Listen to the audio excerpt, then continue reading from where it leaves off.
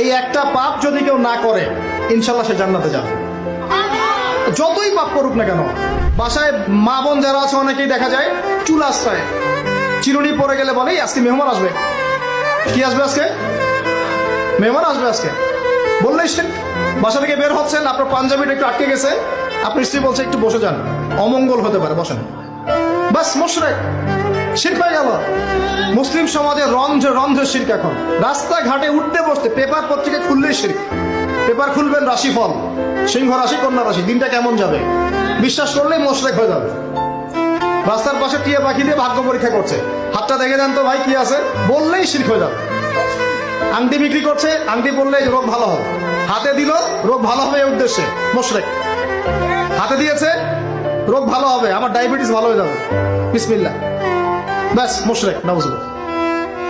এই আকীদা নিয়ে পড়লেই মুশরিক। মুসলিম সমাজে অহরহ শিরক আছে।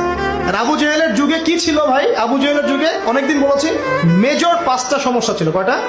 মেজর 5টা, মাইনর সমস্যা অনেক, মেজর 5টা। এক, আবু জেহেলের যুগের বেশিরভাগ মানুষ শিরক করতো। কি করতো ভাই? লাত, উজ্জা, হবল, মানাত এইসব মূর্তি পূজা করতো।